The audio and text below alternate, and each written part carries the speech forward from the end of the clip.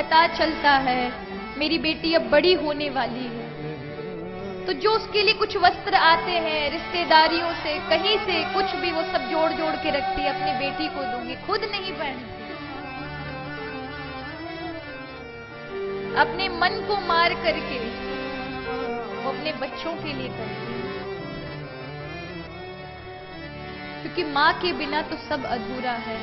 उस बालक का जीवन ही क्या जिसके जीवन में मां का कुछ ही ना हो। कई बार लोग बहुत माताओं को कष्ट देते हैं, अपनी मां को, खुद को इतना कष्ट देते हैं। जिस मां ने आपको वाणी दी, जिनकी वजह से आज मैं बोल पा रही हूं या आप बोलते हैं। जब संसार में आए थे एक शब्द का भी ज्ञान ना था,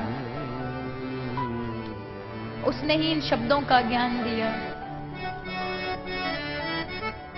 लेकिन हमने क्या दिया उसके बदले में उसे? कष्ट।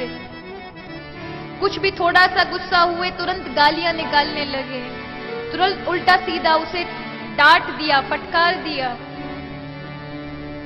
थोड़ा बड़े क्या हुए, जवानी का जोश क्या आया, भूल गए माता पिता के सारे उपकारों को कि उन्होंने हमें क्या नहीं दिया। पैदा होते ही कभी मां के बाल खींचते, कभी कुछ करते, और वो हमेशा प्रेम करके अपना दुग्ध पान कराती, अपनी पावन शीतलता में रखती। जब बचपन था तब दुख क्या होता है ये तक का पता नहीं था, लेकिन थोड़े बड़े हुए तो जिम्मेदारियां क्या होती हैं कंधों पर आ गई। जब बचपन था तो इतनी भी फिक्र नहीं थी कि दुख और मजबूरियां और जिम्मेदारियां ये किस तिजोरी का, ये किस चीज का नाम है और किस तिजोरी में रखी रहती है। वो माता पिता ही अपने ऊपर जिम्मेदारियां सहन करते हैं, अपने बच्चों तक नहीं आने देते। लेकिन थोड़े बड़े हुए तो पता चला, जब इनसे गुजरे तो ना माता की वो शीतल छाया थी जिसमें आकर के इन सब चीजों का भान तक नहीं था। पिता के उस दुलार में, उस डांट में हमें लगता था कि बड़ा कठोर है हमारे माता पिता, हमें बिल्कुल कुछ अपनी आजादी नहीं जीने देते। पर जब बड़े हुए तब देखा कि वही जिम्मेदारियां खुद के कंधों पर आई तो कितना मुश्किल होता है। फिर भी अपने माता पिता के एहसानों को भूल जाएं, उनकी कृपा को भूल जाएं, जिन्होंने तुम्हें जीवन दान दिया, पालन पोषण किया। आज जिस पद पर तुम हो या जिस स्थिति में हो, जहां खड़े हो, माता पिता की तो कृपा है।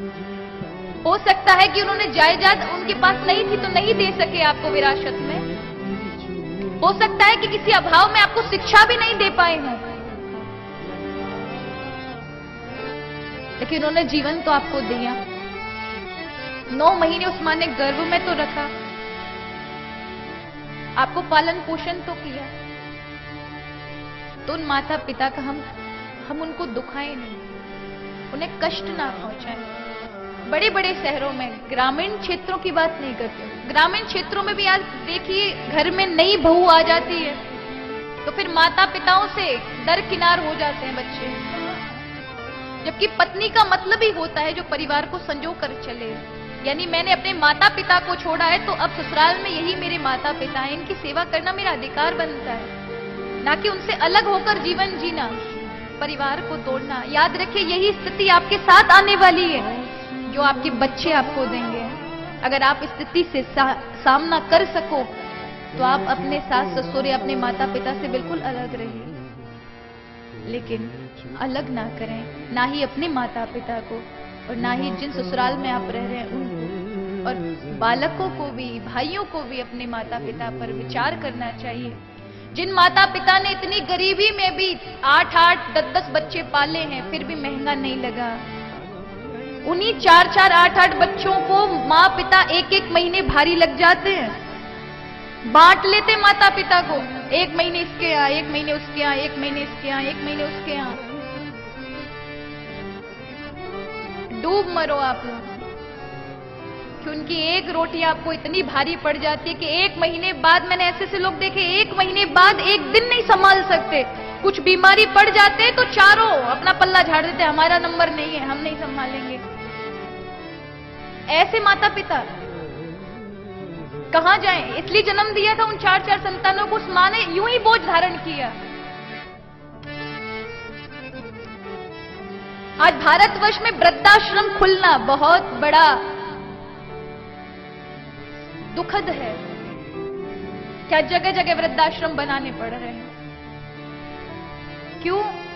क्योंकि थोड़े से क्या प्रतिष्ठावान हुए, थोड़े से क्या पढ़े लिखे, थोड़े से क्या पद प्रतिष्ठा मिली, क्या जीवन में सुख सुविधा आई कि फिर माता पिता भार लगने लगे। ऐसी सुख सुविधाएं, ऐसी प्रतिष्ठा किस काम की कि जिन्होंने तुम्हें उस प्रतिष्ठा तक पहुंचाया, जिन्होंने तुम्हें जीवन दान दिया, उन्हीं को भूल गए। उन्हें कुछ नहीं चाहिए होता, माता पिता को तो केवल प्रेम चाहिए होता, और वही संतान ना दे सके, धिक्कार है ऐसी संतान को।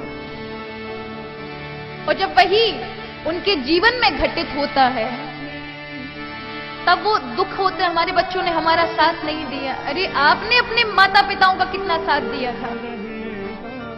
क्या उनके, जब उनको आपकी आवश्यकता थी, जब वो जवान थे तब उन्हें आवश्यकता नहीं थी, तब आप में समय खपाया। आज उनको आवश्यकता है आपकी, तो आपने उन्हें दरकिनार कर दिया। धिक्कार है ऐसे जीवन को। क्या पाया? केवल अपनी सुख सुविधाओं में आकर जिन्होंने कुछ दिया उसी को ही भूल गए, जिससे अपना जीवन प्राप्त है उसी को भूल गए।